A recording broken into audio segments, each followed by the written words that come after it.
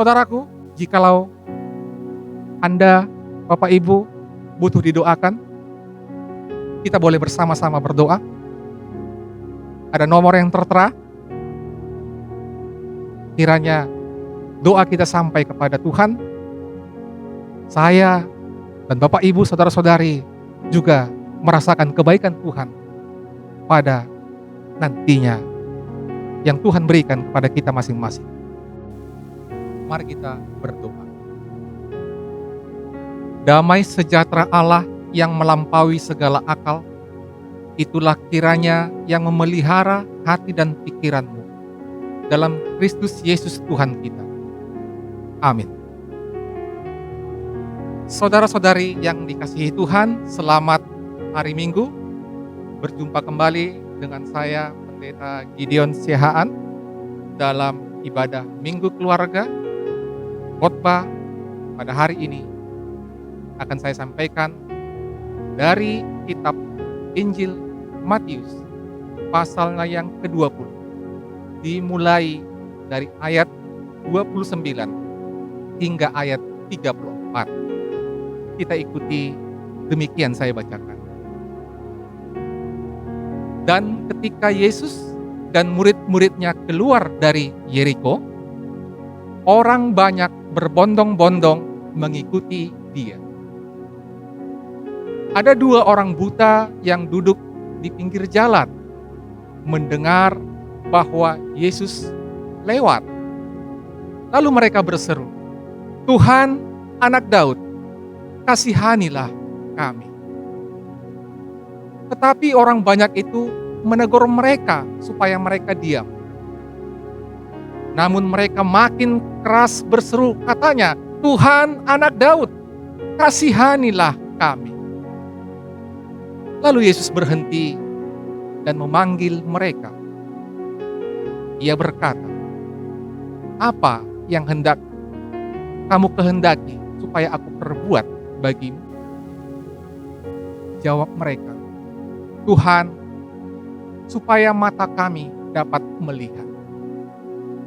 Maka tergeraklah hati Yesus oleh belas kasihan. Lalu ia menjamah mata mereka, dan seketika itu juga mereka melihat, lalu mengikuti dia. Demikian pembacaan firman Tuhan pada hari ini. Saudaraku yang dikasihi Tuhan Yesus Kristus, jika Anda sedang menderita penyakit yang sulit untuk disembuhkan, dan Anda berpapasan dengan seorang hamba Tuhan yang dikenal memiliki karunia penyembuhan, apa yang akan Anda lakukan? Pasti kita akan mendekati dia, meminta tolong kepadanya. Seperti kata Batak, "Tinggildo si pareon niya kana marsahit, huwag ka pangubati." Saudaraku, pada nats ini ada 2 orang buta. Orang yang mengalami kebutaan fisik tentu sangat menyedihkan. Mereka tidak dapat melihat dan tidak dapat mengenali suatu objek dan tidak dapat menikmati dunia ciptaan Allah yang penuh warna. Mereka tidak tahu apa namanya terang, karena yang mereka lihat dalam kesehariannya hanyalah kegelapan. Saudaraku, pada saat itu ketenaran Yesus dalam nats ini sungguh-sungguh mengagumkan. Buktinya saja kehadirannya selalu diiringi oleh banyak orang.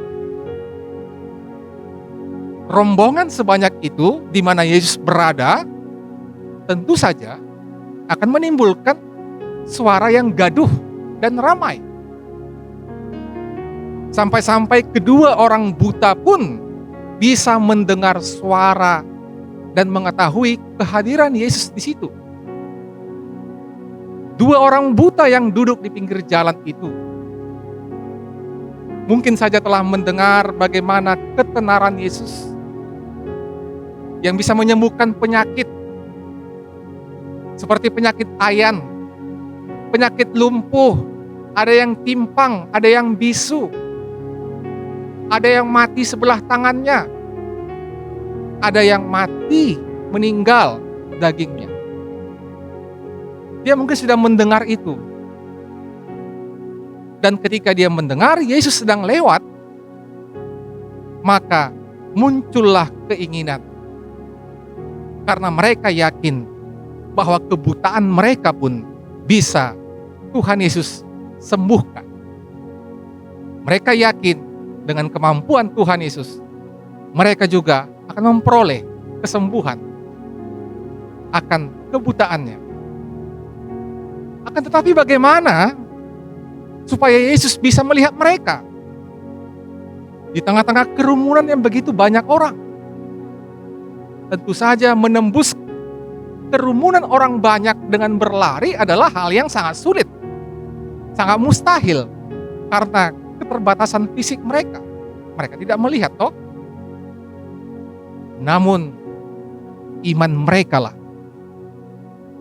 seperti memiliki kekuatan fisik yang melebihi fisik orang sehat. Maka mulailah kedua orang buta itu berseru-seru memanggil nama Yesus. Walau banyak orang yang merasa terganggu dengan seruan-seruan mereka yang berulang-ulang, permintaan mereka sangatlah sederhana. Permintaan kedua orang buta itu agar mereka mampu melihat seperti orang normal pada umumnya. Seruan itu berdasarkan keyakinan mereka. Keyakinan di sini bisa kita artikan iman pada Yesus. Bahwa Yesus pasti bisa dan Ia akan berkenan menyembuhkan kebutaan mereka. Dan ini terjadi. Saudaraku, Tuhan menyediakan mukjizat bagi setiap orang yang sungguh-sungguh merindukan dan menginginkan mukjizat itu. Sama seperti orang yang merindukan hikmat, Kitab Amsal pasal 2 ayat 4-5 mencatat, jikalau engkau mencarinya seperti mencari perak dan mengejarnya seperti mengejar harta terpendam, maka engkau akan memperoleh. Artinya, mukjizat juga dibutuhkan tekad yang kuat, dibutuhkan tindakan nyata dan usaha sedemikian rupa dalam memperoleh mukjizat itu sendiri. Jadi ada usaha, tidak sekedar hanya meminta, tapi ada usaha. Usaha mereka apa? 2 kali berseru-seru, Tuhan kasihanilah kami, dengan suara yang nyaring, suara yang lantang, dan mereka berusaha menembus kerumunan dengan keterbatasan fisik mereka. Tuhan Yesus melihat itu. Saudaraku yang dikasihi Tuhan, pada masa kini, apa pergumulan yang saudara alami? Tentu banyak dan bervariasi. Tentang pasangan hidup, sakit penyakit, ekonomi keluarga yang sedang guncang, usaha atau bisnis yang berada di ujung kebangkrutan. Nas ini mengatakan, datanglah kepada Tuhan dan berserulah kepadanya, dan nyatakan keinginan saudara secara spesifik kepada Tuhan melalui doa dan permohonan yang tiada jemu-jemu. Berkali-kali jangan bosan untuk menaikkan harapan kepada Tuhan melalui doa kita dan usaha kita. Karena inilah janji Tuhan kepada setiap orang yang bersungguh-sungguh datang kepadanya. Kitab Matius pasalnya 7 ayat yang ke-7 sampai ke-8 mencatat, mintalah maka akan diberikan kepadamu, carilah maka kamu akan mendapat, ketuklah maka pintu akan dibukakan bagimu. Karena setiap orang yang meminta, menerima. Dan setiap orang yang mencari, mendapat. Dan setiap orang yang mengetok, baginya pintu dibukakan. Saudaraku, kedua orang buta itu ketika bertemu dengan Yesus, tidak menyia-nyiakan kesempatan yang ada. Makanya pada ayat 34 dikatakan, maka tergeraklah hati Yesus oleh belas kasihan, lalu ia menjamah mata mereka, dan seketika itu juga mereka melihat lalu mengikuti dia.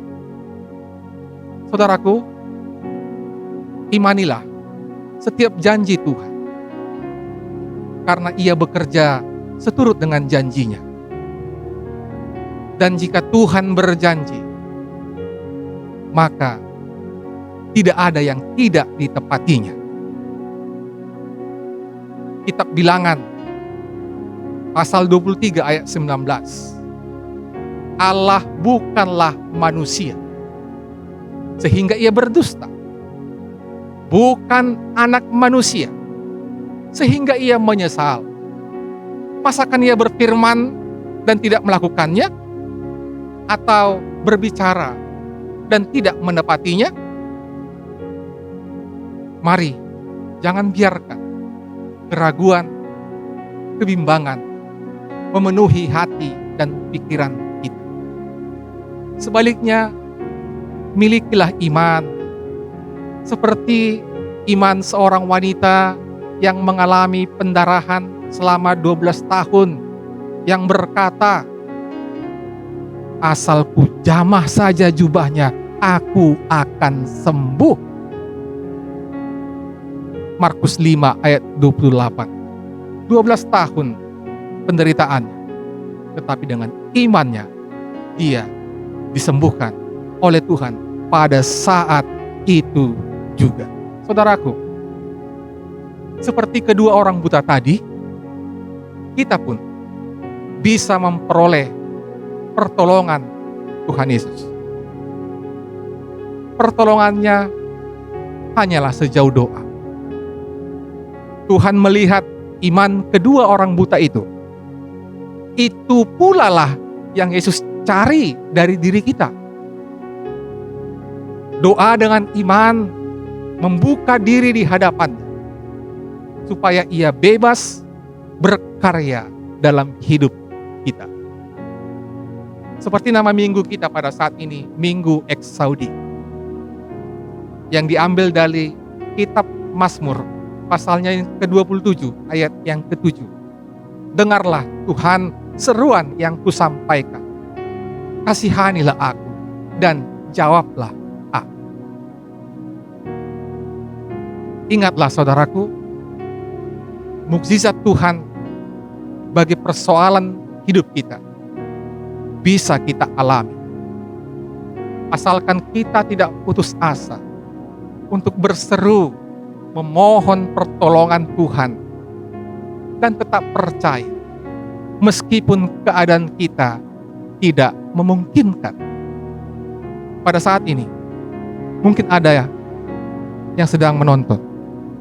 Anda punya sakit, punya persoalan, mari berharap kepada Tuhan. Jangan pernah putus asa. Ada seorang ibu yang berusaha keluar dari stroke-nya. Berdoalah terus ibu, dan latihlah terus dirimu. Jangan pernah putus asa.